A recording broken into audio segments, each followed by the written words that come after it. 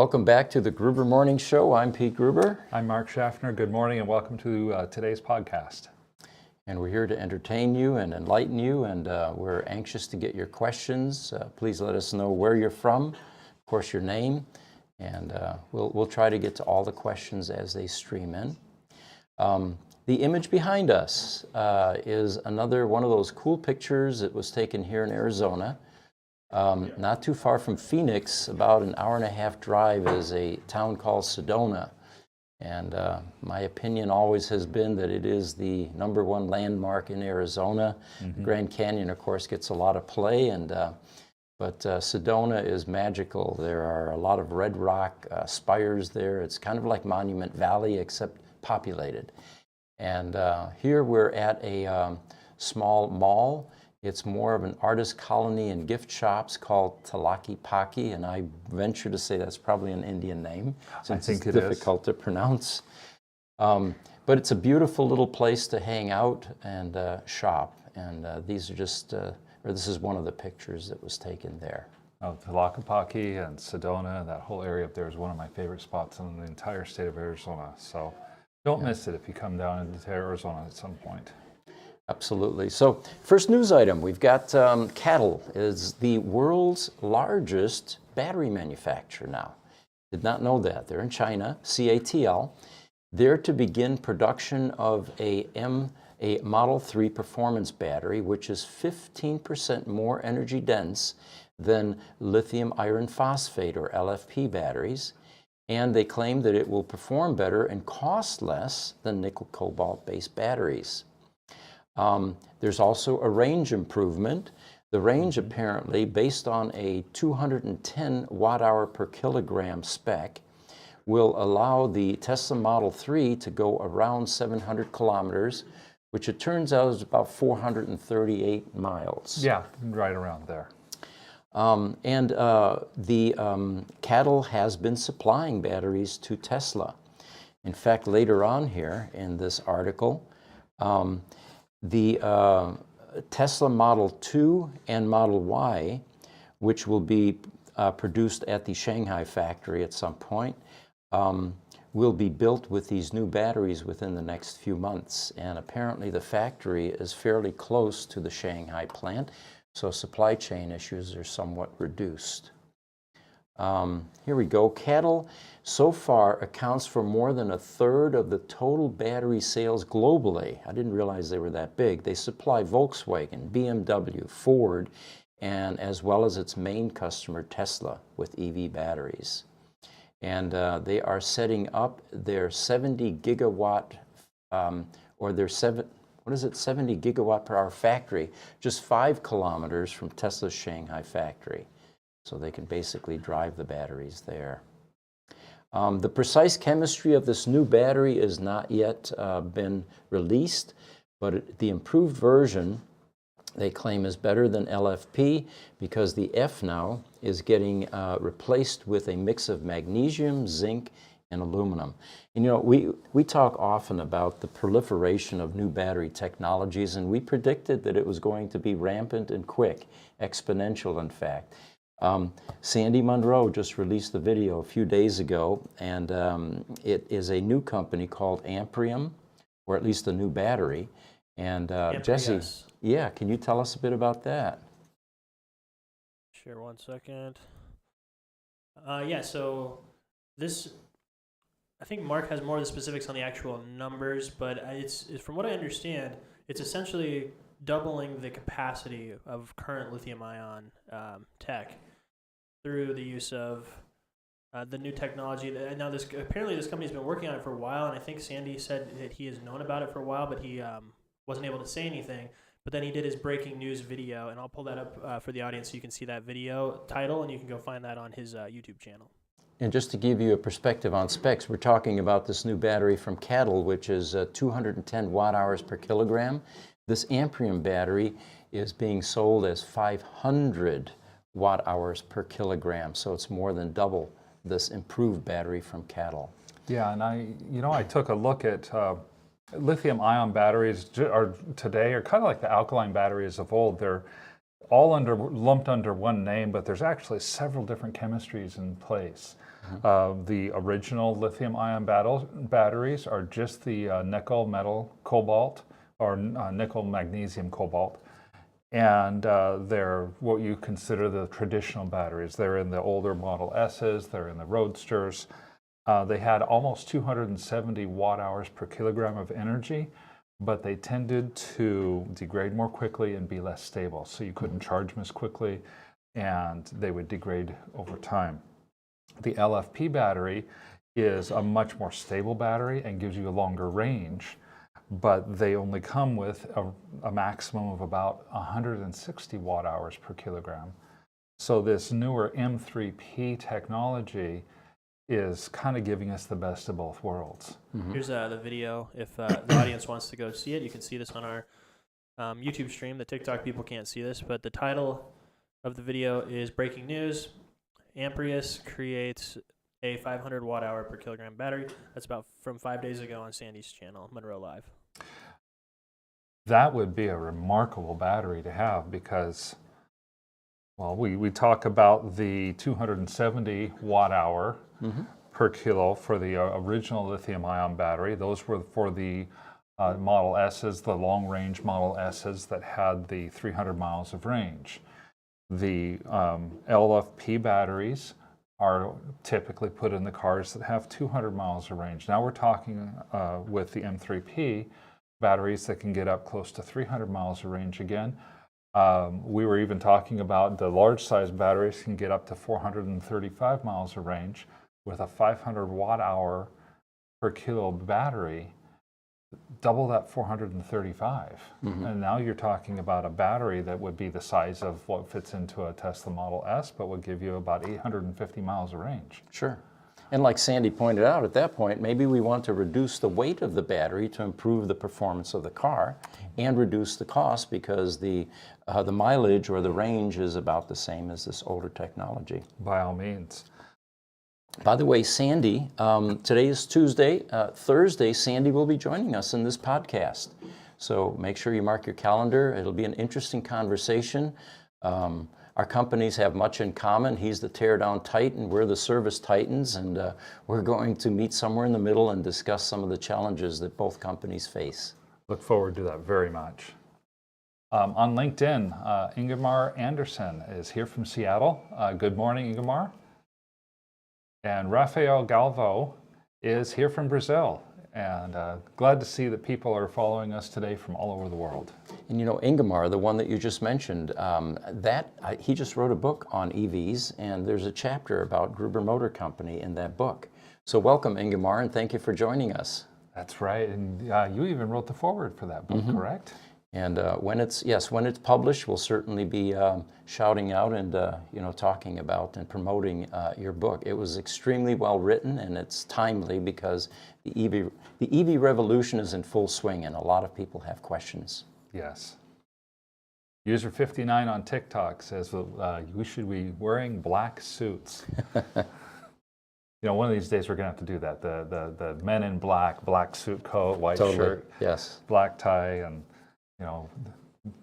we've even talked about when we're over in the shop area and I'm in the engineering lab, it would be appropriate to wear a white smock or jacket, being an engineer in the lab. So that may happen as well. I have one of those at home I should bring in. That would be great. Ryan Clark has also started following us. So thank you for following us, Ryan. We encourage everybody to follow us on the various social media accounts. We have Facebook and TikTok and LinkedIn and YouTube as well. And then YouTube Shorts. Ian Caldwell says, what do we think of the 500 watt-hour kilogram battery? We just talked about that. And then he adds, it's groundbreaking. Every electric aircraft or drone just doubled their range. And that's one thing Sandy pointed out as well.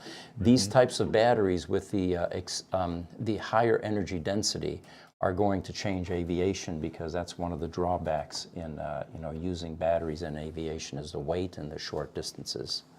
Yeah, I can see a much bigger revolution potentially in aviation than in automotive in that case.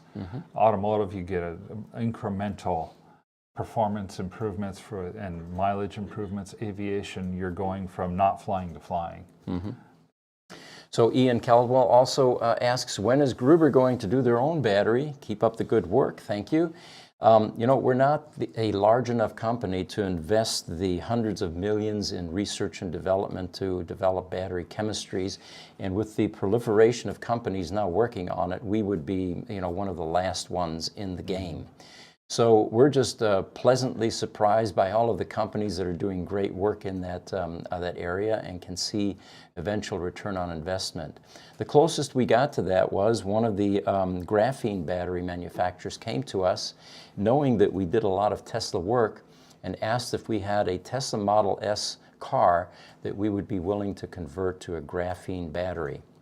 And we were 100% committed to it until we found out that because of geometry and logistics, it was not going to be economically feasible for us to do this conversion. So at this point, we have backed out of the graphene project, but it looks like there are even better technologies coming out now than graphene. In fact, I think Sandy pointed out that there are very few graphene mines, but there are you know, plenty of mines that can support this new battery. By all means, and there's a lot of new technologies that are coming out that are not even lithium technologies. Right. So last month, a study conducted by American Trucks revealed that 6 out of 10 truck owners did not consider Tesla Cybertruck a real truck. I mean, some of us had suspected that. You know, the look and feel of a pickup truck is very iconic. And most of the manufacturers have stayed with that look and feel, whereas Tesla came along and deviated completely from that, what people were expecting. So here's a bit more. It turns out that the electric pickup truck market is still pretty much in its infancy. Today, there are only a few electric trucks available, such as the Rivian R1T, the Ford F-150 Lightning, and the GMC Hummer. And of course, the Tesla Cybertruck is the next in line. Once Tesla actually ramps up, they say, the situation would likely change in terms of acceptance. But what people are going to look for is, if it's a legitimate truck, it needs to prove itself, it needs to be able to stand toe-to-toe and possibly even exceed comparable trucks that are in the market today. They do point out that the style preference that Tesla chose for their pickup truck was really an interesting aesthetic, they say. It will take truck drivers some time to adjust, which was our take as well. But depending on how it performs, that may solve the problem. If this truck actually exceeds things that are in the market today, it looks like we may have a winner. Now remember, there are over $1.5 million reservations for the Cybertruck, so the demand is pretty heavy. I'm not sure that any of the other manufacturers have anywhere near that kind of a backlog or demand. And of course, they say that the Cybertruck isn't just for truck drivers. You know, there may be people that decide that a Cybertruck is important because they make occasional trips to Home Depot. Or the hipster movement may decide that this is a vehicle that they would like to be seen in. Right. So it'll be interesting to see. They do point out that Tesla, this isn't the first time that Tesla has broken the mold and made compelling enough vehicles to persuade enough people to try them. And they did that with the Model S, they did that with the Model 3, and that has paid off in spades. The unveiling of the Cybertruck, it includes a 500-mile range, is what they're talking about now. 14,000-pound towing capacity, so it'll handle that camper, and a 3,500-pound payload.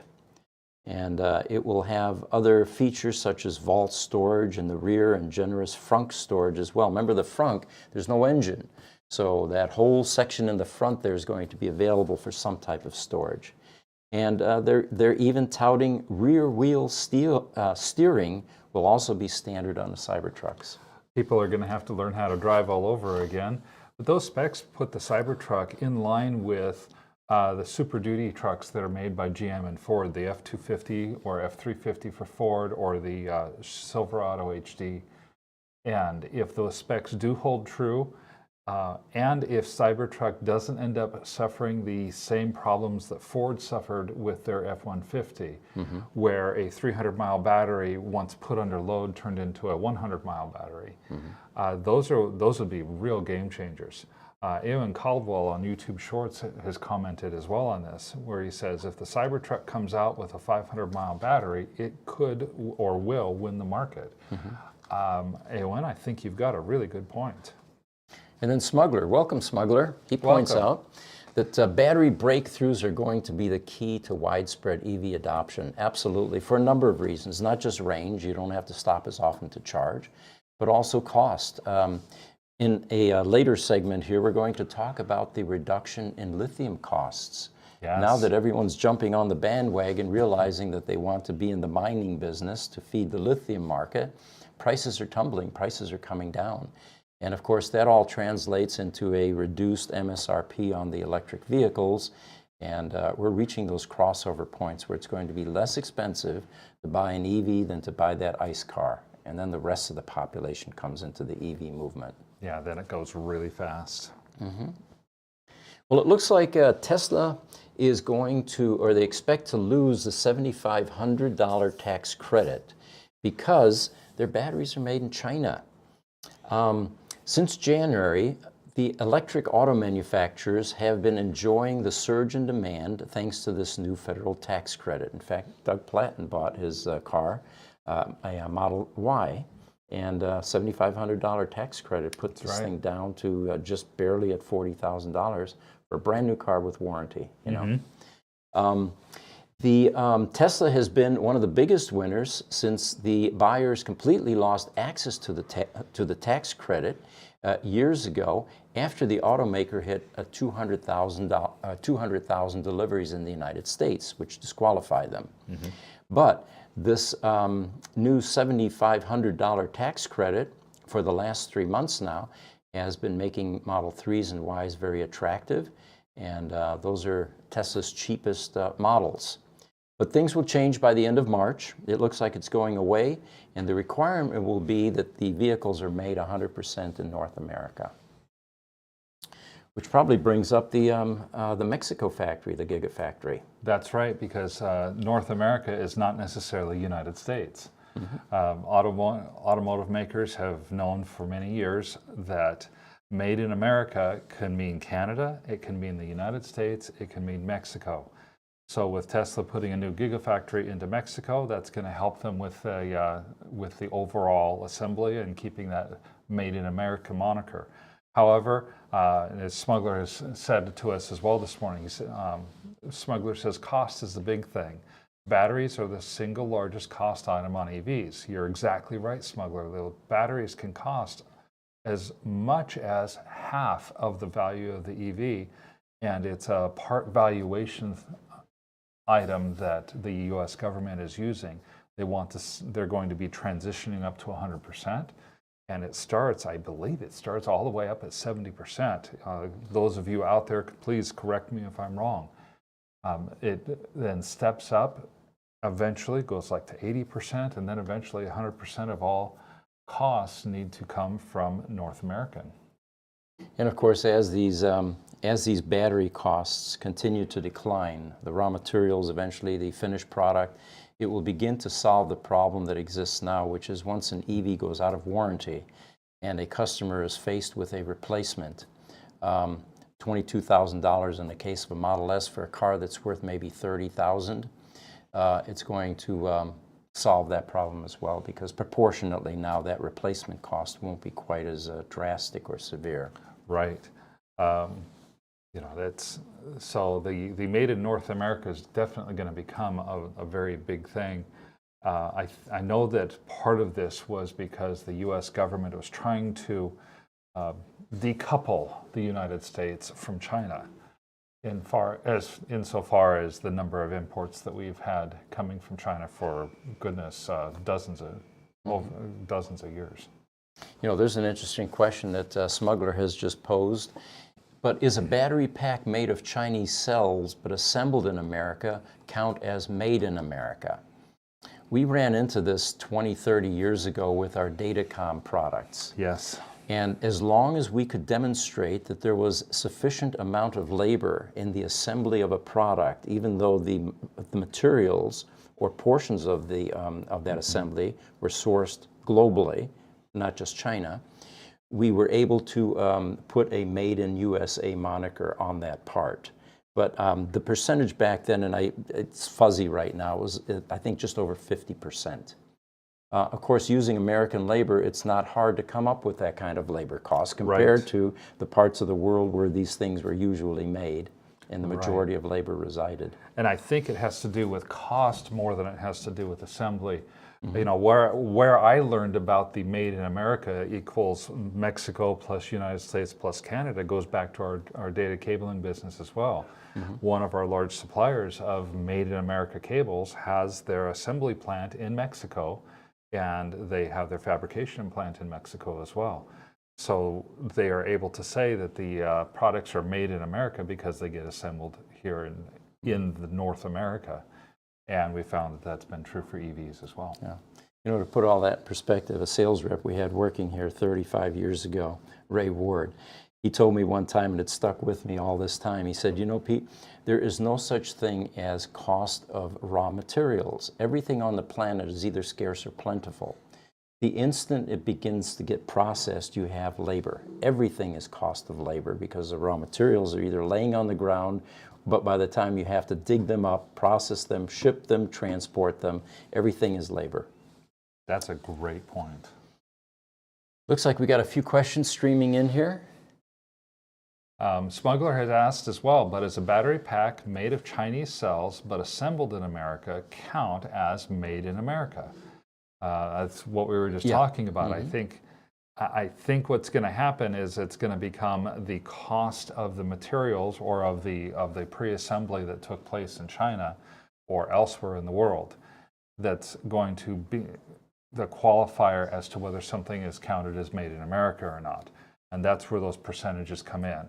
And why I think those percentages are dealing with dollar cost amounts instead of labor time amounts. You know, that reminds me, when we were briefly in the solar business, looking into making solar panels here in the United States, this was like 15 years ago or so, you could buy the solar bricks in China, and as long as you bought the bricks and then did the final assembly and created the aluminum frame and the glass top and the wiring and all of that, it then qualified as made in USA.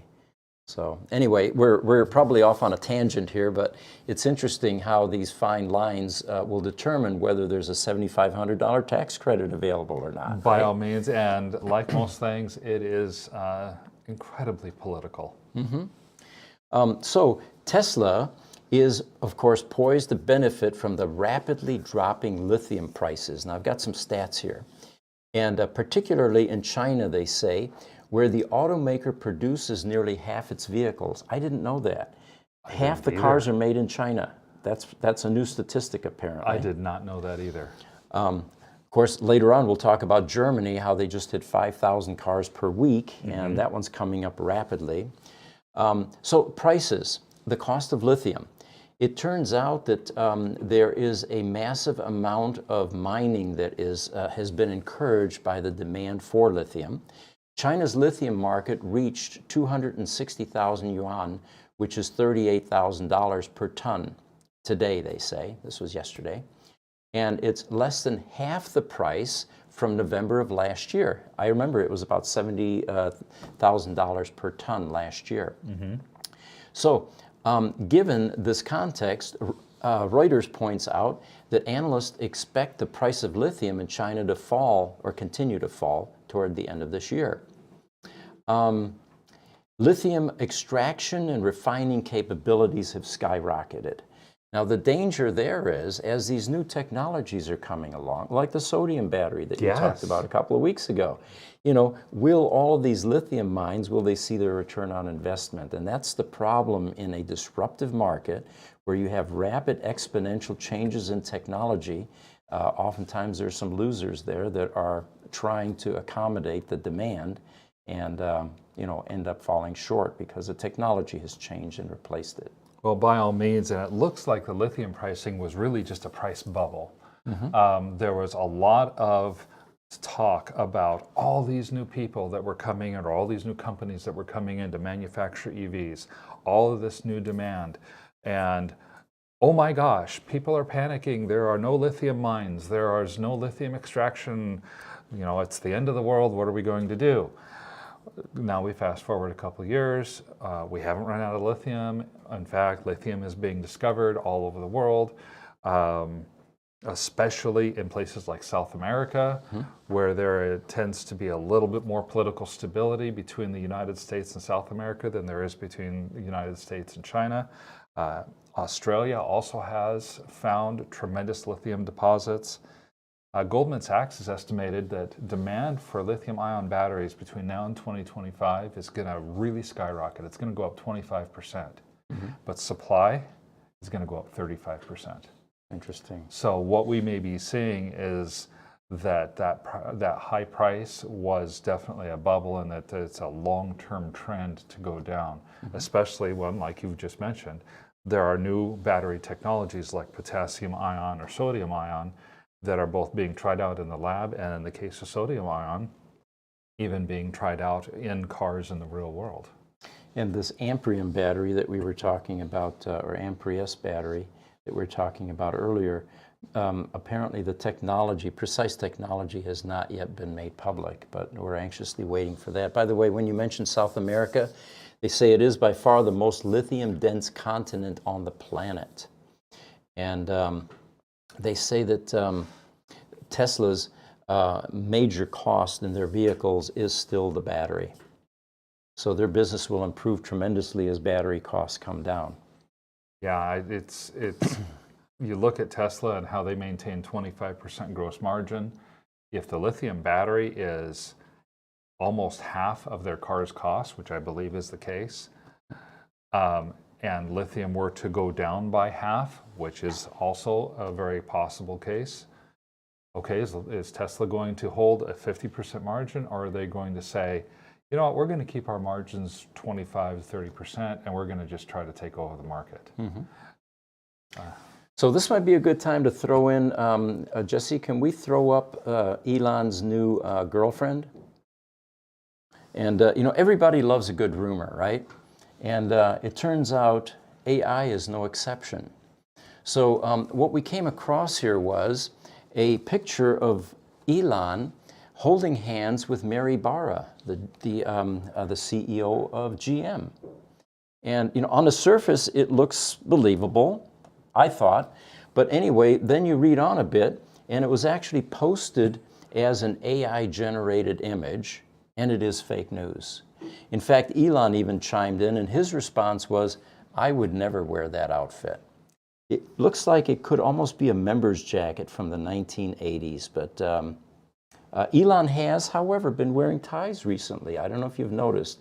He has had a number of court appearances where he was, he felt that he should be wearing suits, and recently I've seen him, you know, without the black t-shirts and more ties than I've ever seen before. So maybe this is a new look for him. Maybe it is. I know for my part, the very first thing I thought of when I saw that image was, oh, that can't be Elon. He has a tie on. Right, right. But they do point out that Mary Barra is happily married, and that this is fake news, but it is entertaining nonetheless. So if you like rumors, there's a pretty good one this week anyway. Rivian has released their new over-the-air software update for all its R1T and R1S vehicles, R1T pickup truck and R1S SUV. And the key feature of this is an integration into Tesla's supercharging network.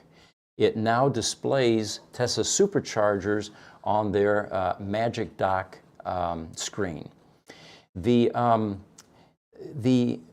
amount, though, of superchargers available are only 11 at this point in time, so it's not overwhelming. And most of them are situated in New York State and 2 in California. But as of March 1st, 2023, Tesla has been allowing other brands of electric vehicles to recharge at their locations, and they are providing both a CCS1 plug for non-Tesla vehicles and the NACS plug used by Tesla and sold in North America. So it looks like that's going to begin to become more prevalent. You know, I'm not really surprised at that. How are you going to know where to go to a Tesla charger that has a CCS adapter if you don't have the ability to find that charger?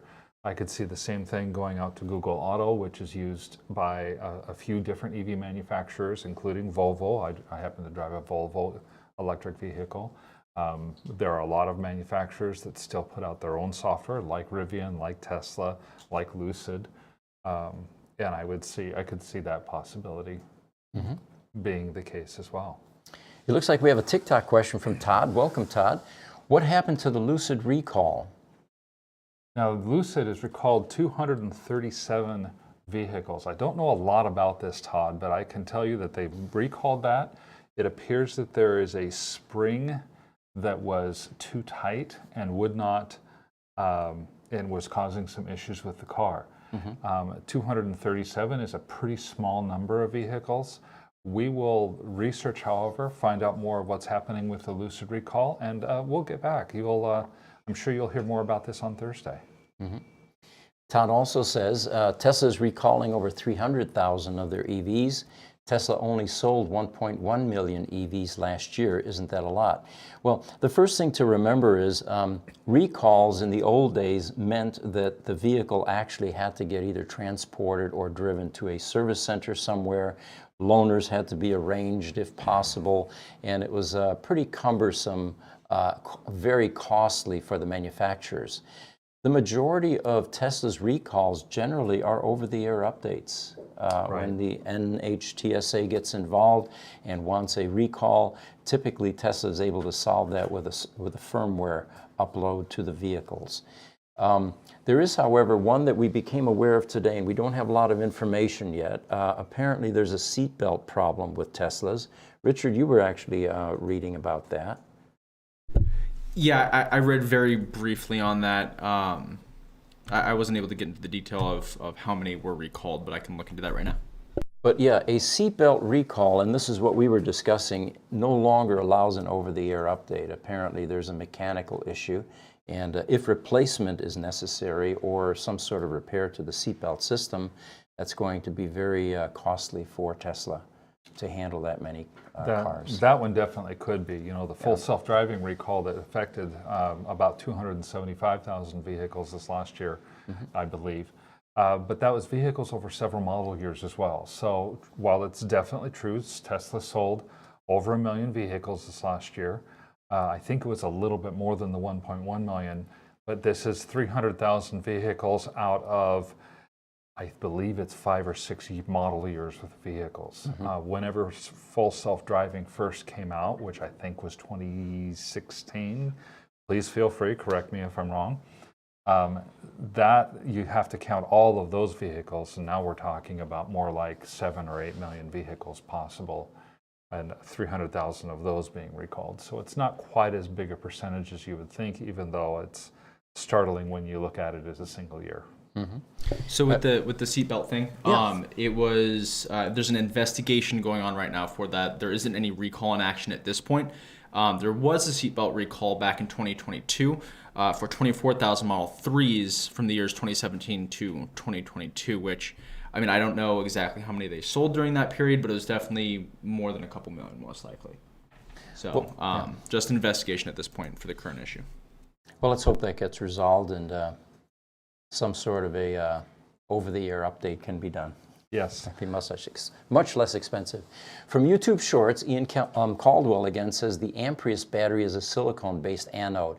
And you know, Sandy did mention that, and they gave some reasons for why that's better, but not a very technical dissertation at this point, because it looks like Amprius has not released quite everything yet. We'll probably talk about this Thursday when he comes in and see if they have any new information for us. Trucker Alistair is back on YouTube. Welcome. Welcome, Trucker, and glad to see you here today. He says, hey, my favorite guys again, the Matrix agents. By all means.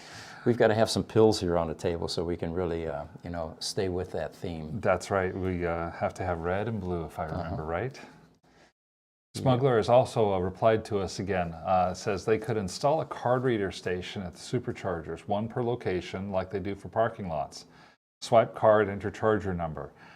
You know, Smuggler, I think what they do actually is the electronic version of that. They make you get the Tesla app, even if you don't own a Tesla.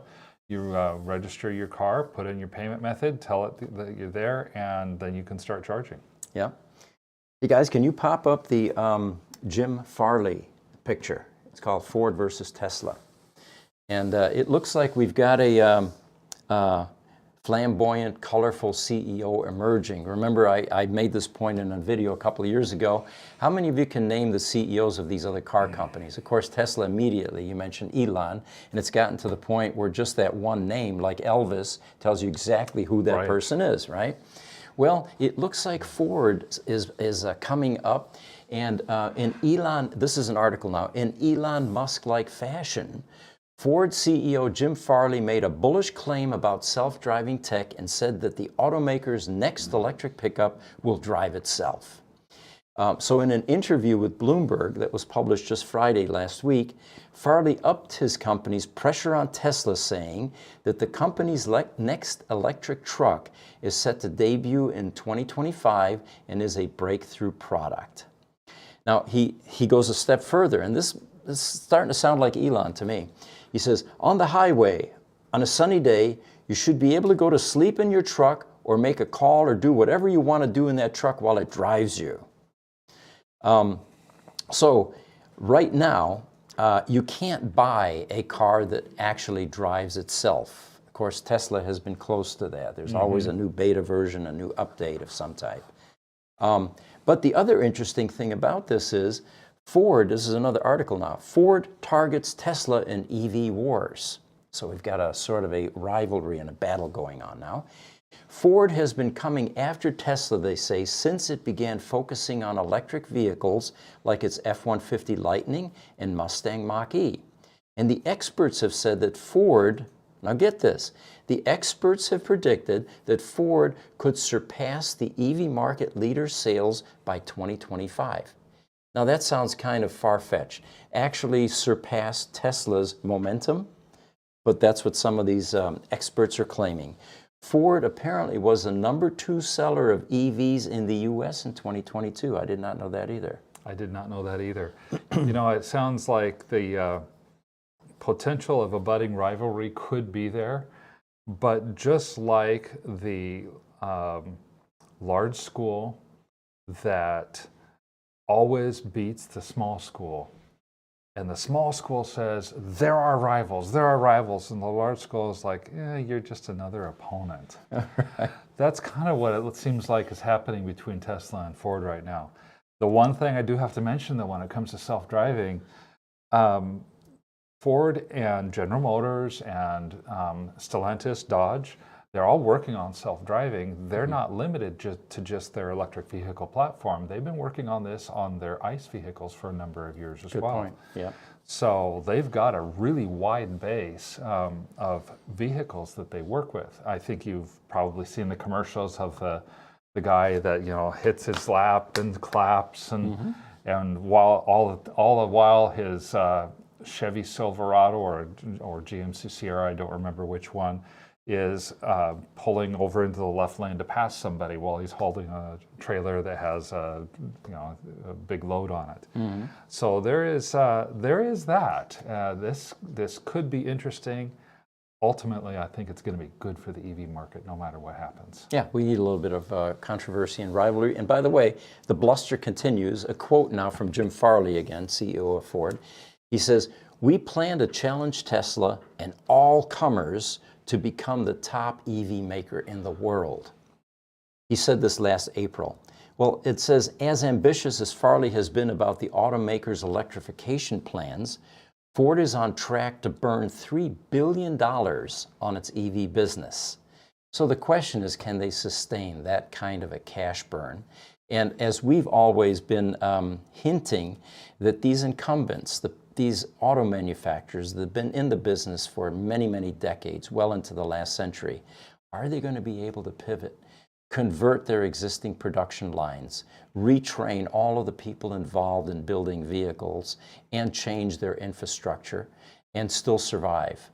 it's, in our estimation, easier for a new EV manufacturer with good funding, to come along and take some of this market share.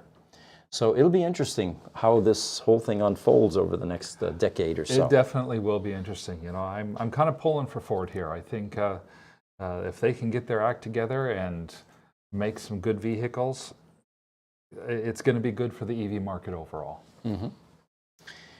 So we've got a picture, if you guys, no, I guess I don't have a picture of this. It turns out that GM and Chevy has officially confirmed that the Camaro, as we know it, will end production in 2024. Now, unlike the last podcast where I was grieving the change that Lamborghini was undergoing and converting to electric and halting production on their wonderfully engineered ICE vehicle cars, the Camaro doesn't quite rank up there with the same loss of,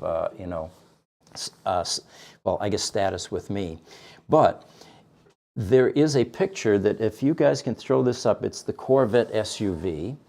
So GM appears to be, and this, by the way, is an artist rendering. And this is not the official release from GM, but this is what one artist has pictured the Corvette SUV looking like.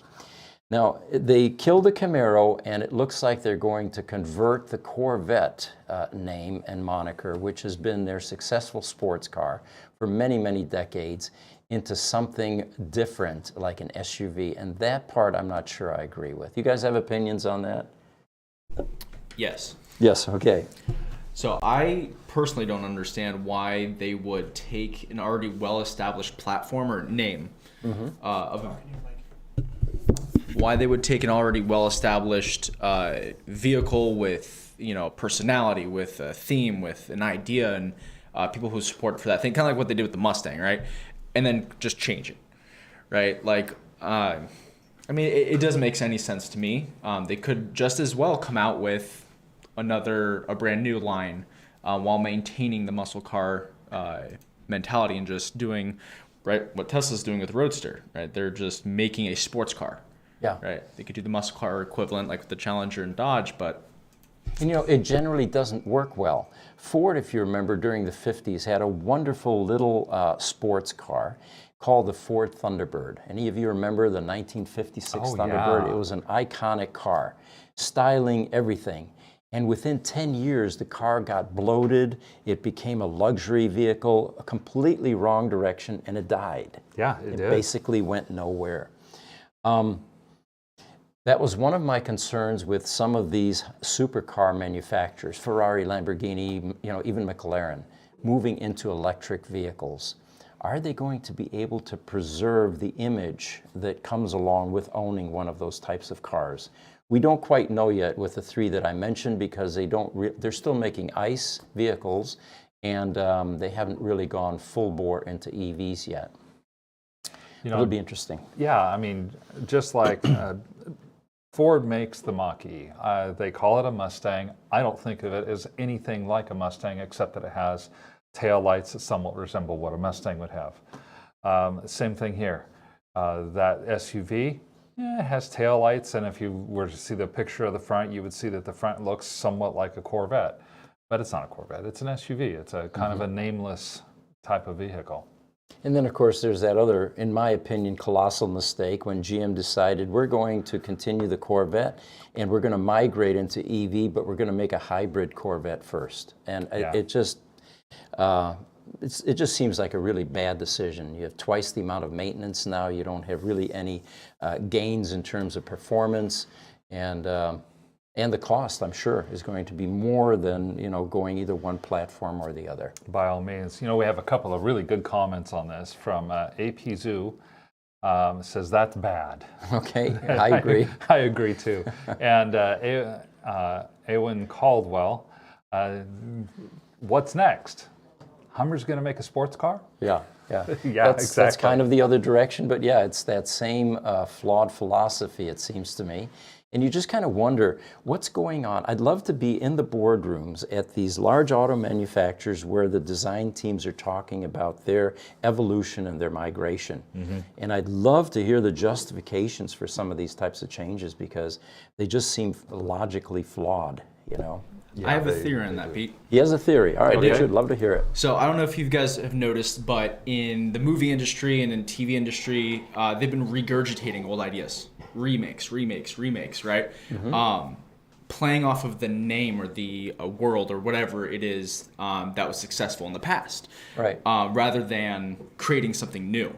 I think they're doing the same thing here. I think it's cost effective. You can get a renowned name out there like a Camaro on a completely new platform, and people are going to gravitate towards it just because of that name Camaro. Right. I mean, that's Okay. It might be a marketing thing. You have a good point there. I think it was in the 90s. I had just finished restoring a 1968 Dodge Charger. It's the Coke bottle design. It's one of the most iconic looking Dodges in existence, in my opinion anyway. And Dodge came out with a recreation of the Dodge Charger. It was a 4-door grocery getter sedan.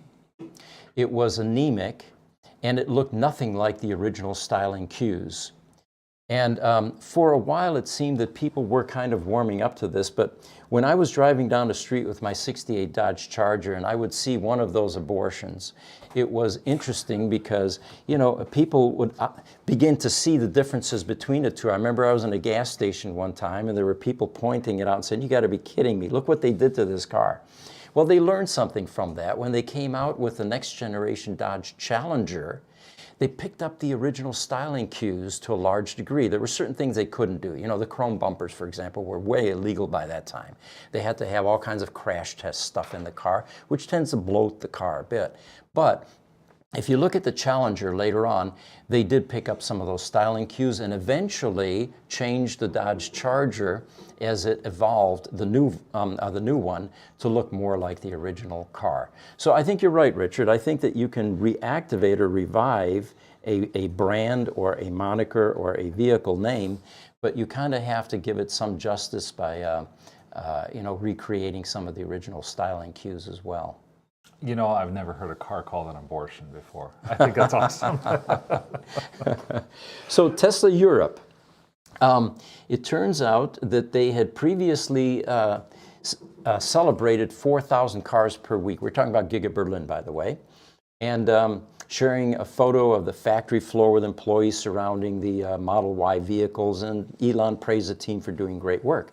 Well, they just crossed another milestone. They're now up to 5,000 cars per week, and significant progress within 1 year. But let me give you some timelines here. The Giga Berlin's ramp up for Model Y so far, in March of 2022, the first Model Y was delivered. By June, 1,000 cars a week. By October 1st, 2,000 cars a week. December, 3,000. February, 4,000. And now in March, we're up to 5,000. Do you know what the eventual production goals and capacity for Giga Berlin are? It's actually 10,000 cars per week. And with an annual run rate of 250,000 cars, or 250,000 EVs. It'll be interesting to see, because EV adoption in Europe is quite rampant, where else they're going to locate on that continent. You know, EV adoption in Europe, in China, or in Asia, in India, is far ahead of what the EV adoption rates are in the United States. Even today, close to 25% of all vehicles being sold in these countries are electrified already. And what that makes me think of too is if they were able to get Berlin up and running so quickly, look at what's going to happen in Mexico now. That's a bigger gigafactory than the Berlin gigafactory, bigger than Texas. I think Tesla, when they had stated that they want to be the largest manufacturer, they want to be selling 2.5 million cars a year, they're putting their actions where their words are. I think it's going to absolutely be able to happen. They're on their way, and the demand is there. Can you guys throw up the picture of the Aptera vehicles? I found this article really interesting because they called Aptera the Solar Mobility Company. That's a nice ring, And Yeah. it truly is. It's a bunch of solar panels on wheels, basically. But they received their first fleet order from an eco-accelerator company called Sustainability Sooner. And the pre-order is for 101 400-mile range, all-wheel drive solar electric vehicles made by Aptera. The order is valued at around $3.35 million, and it represents one of the first large partnership for Aptera. You know, we're all rooting for these smaller companies that are doing noteworthy things, even, you know, Solo, Electromechanica. And it's great to see that they're getting some attention and some love from a large customer like this. And the company that purchased these, sustainabilitysooner.com, if you want to see more about this, says they ordered from Aptera because Aptera is building the most climate-positive vehicle on the planet. And this is according to David Fuller, the CEO of Sustainability Sooner. So interesting that I don't know what they're going to use them for. We'll probably report on that in some future podcast. I think it's really encouraging for the little startups like that to get some of these big orders.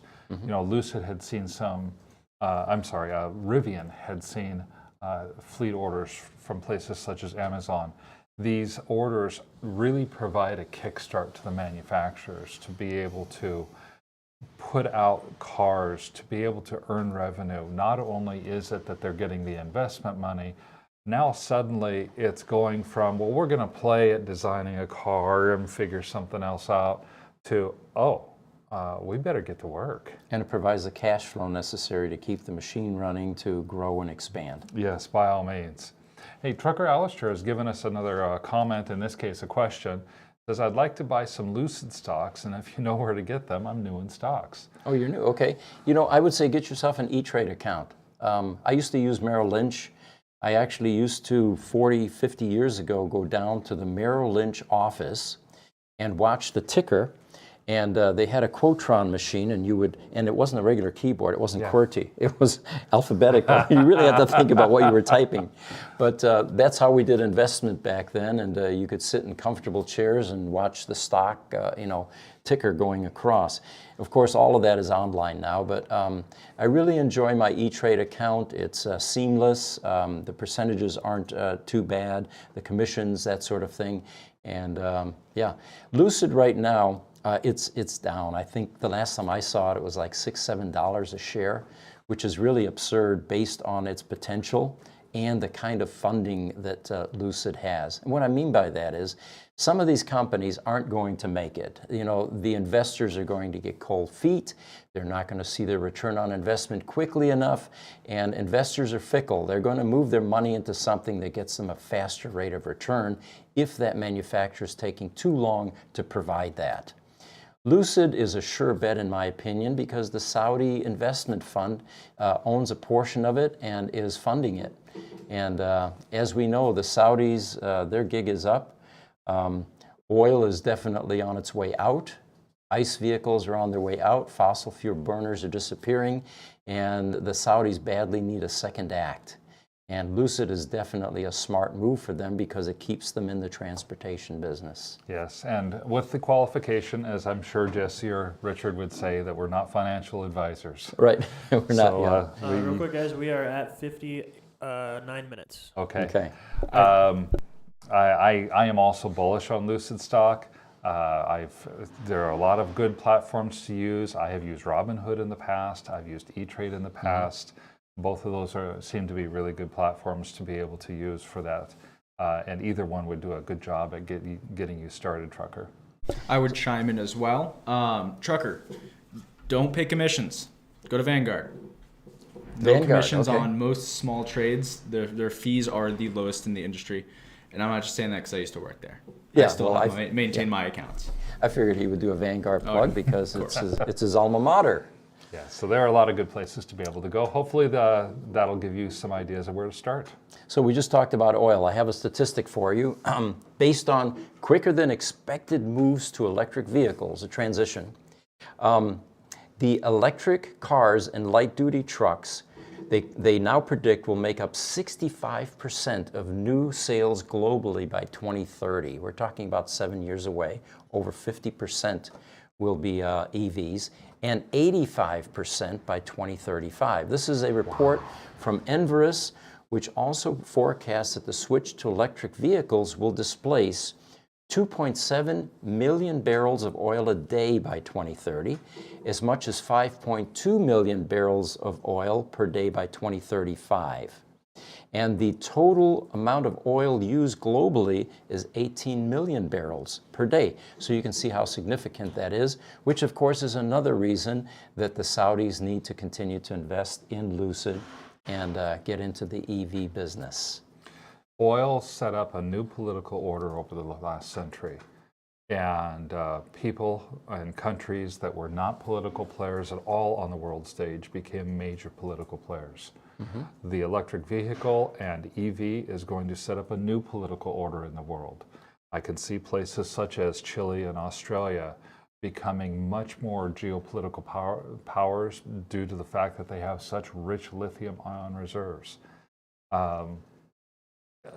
These numbers are mind-blowing. Just a couple months ago, you and I were talking about whether or not 50% was going to be an achievable goal by 2030, and how the US government and most European governments had mandated 50% adoption by 2030. Now it looks like it's going to be 65% and 85% by 2035, which is also faster than anything that we've ever heard before. By the way, question that came in from Vinny on TikTok, what's the name of the stock? It is LCID. Lucid is LCID. On the, are they on the over-the-counter or? I believe they are on the NASDAQ exchange. And by the way, one thing we didn't mention, there is a lot of Tesla talent at Lucid. My son included. My son works for Lucid. Peter Rawlinson was the head of engineering at Tesla for a number of years, and of course worked on the Tesla Model S project. You see a lot of design aspects, similar design aspects between the two vehicles, and some improvements. One of the ones that Lucid does well, we repair the Model S and Model X battery packs, and we have to open them up in order to do so. And we have to preserve that lid. There's a gigantic steel lid on top of that, kind of like a sardine can, but we can't peel it off like a sardine can because we have to close it back up. So we very carefully and gingerly remove that, and it takes about a day because you have to chip and gouge and pry and, you know, loosen and heat up and, you know. It turns out Lucid has the same type of flat battery, which is the floor of the car, but they use a gasket, which makes so much more sense when you think about it. Oh, it totally does. I mean, those of you that have worked on your ICE vehicles, you have a valve cover gasket, right? And when you need to adjust your valves, you simply loosen a bunch of 7/16 bolts, and that lid or that valve cover comes right off, and you have a cork gasket. If it isn't compressed, you can change it. It's inexpensive. You get it at AutoZone. You just have to make sure when you tighten it back, you torque it, because you can actually bend and then you get leaks. Right. But anyway, the whole point is a gasket makes so much more sense because it makes it serviceable. So that's just one of the design enhancements that we see between Lucid and Tesla. Alan Caldwell on YouTube has asked us, what do you make of the Tesla share price at the moment? Well, we're not advisors, but I can tell you I've been in Tesla stock since 2014. And every time it goes up, I get all excited and I decide, oh, it's time to sell. And then I kick myself later and say, what did I do that for? Tesla has nowhere to go but up. My opinion is you need to look at that as a long-range investment. Don't try to day trade Tesla stock, because it will surprise the heck out of you. You know, Elon says something, and the next thing you know, the shares are down 20%, and that has happened a number of times. Or something in the industry happens, you know, and it's not just Elon. I mean, we've got the guy over in Europe that's raising all kinds of ruckus there, and my opinion about Tesla's share price right now is it is still underpriced, and based on where it's been and where it can go. The thing I always look for is, where's the company going? What kind of goals do they have, and how much production is potentially going to come online? And if you look at all of the construction that's going on, you can extrapolate that out to what kind of production is going to occur once it's up and running, and we know it's going to be up and running, and how that affects the bottom line of the company and the gross revenue. And from that, the future looks very bright. And let's not forget, Tesla was a company that 12 years ago was almost bankrupt. They almost went bankrupt during the Model 3 launch, and today they are the 6th most valuable company on the planet in that short a period of time. They're doing something right. Not only are they the 6th most valuable company on the planet, they are the most profitable automotive company on the planet right now. Mm-hmm. And you would think that an automotive company that's highly profitable would be in that cash cow mode where they're trying to keep expenses low, where they're trying to just milk all the profits out of the company that you could get, because that's usually what happens when a company is as highly profitable as Tesla is. They're not. They're in growth mode. They're taking a lot of their capital and reinvesting it into the company to make it grow even bigger. For that reason, I do think, is like you do, that the Tesla price right now overall is a little bit undervalued. I'm not sure that today it's worth the $900 that it was worth about a year and a half ago. But I'm also believe that my own opinion is that it has nowhere to go but up from where it's at. I don't think you're ever going to see Tesla get down to $75 and then camp in that area for the next year. Mm-hmm. And Tesla doesn't behave like a profit-oriented large conglomerate or corporation. We were in Fremont, my son and I, about 4 years ago or so, and there's a gigantic sign as you walk into the Fremont facility, and it says, we assist the transition to sustainable energy usage. And I think they really believe that. I think that that is their goal. So as a result, don't expect them to behave like your traditional profit-seeking corporations. Yes. We have, I know we're getting short on time, but we have one more question from A1 Caldwell. Is Gruber going to be fixing the Lucid battery in the future? Absolutely. The technology between the Lucid and many of the batteries, the multi-cell 18650, even the 2170s. And by the way, we're going to be talking with Sandy about this 4680 cell Thursday, our ability to repair that, which will be under discussion. Yes, we are going to be fixing many types of EV batteries, and much of this product is currently under warranty, so we're not going to be able to see some of these new brands for a while. But once they come off warranty, that's when the EV customers show up at our service center, because our costs are different than the OEMs. Yeah, I saw that with the Model S. We didn't have really anything in Model S business until about 2018, 2019.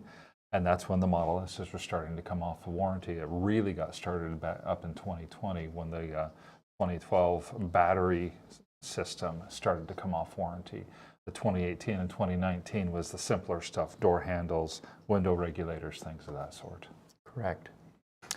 So we would like to invite you to join us Thursday. We're going to have Sandy Munro on this podcast, and it should be informative and interesting. Tomorrow we have our Tesla Roadster podcast. If any of you have Roadsters, feel free to join us for that. We also have a special guest there who's been with us once before. Jameson Cummings was employee number 195 at Tesla. He was hired as the first Tesla service technician, and of course worked on Roadsters back then.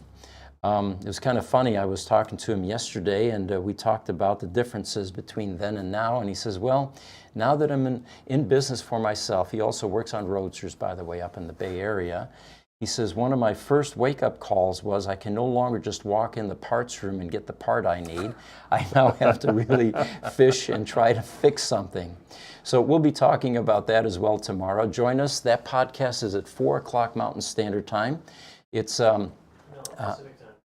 Pacific and Mountain Standard Time, yeah, right? We're on Pacific the same Daylight Time, Mountain Standard Time. It's the same time zone. So he will be joining us, and we'll cover a lot of Roadster topics. And then Thursday is the broad EV podcast that we normally do.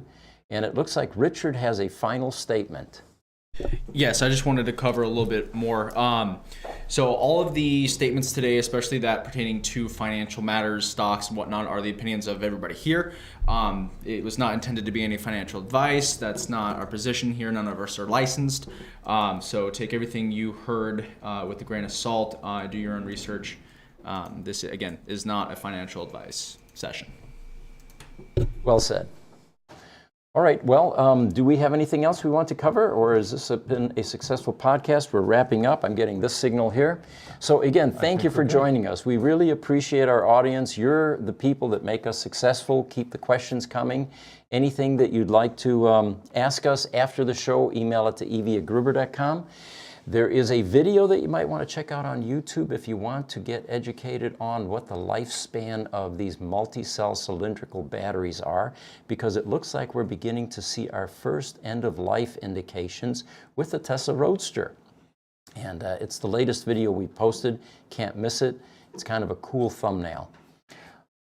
Check us out. We'll be on Spotify, as well as the platforms that we're on here, YouTube Shorts, LinkedIn, Facebook, and TikTok. And thank you guys again so much. We'll see you Thursday. Or tomorrow.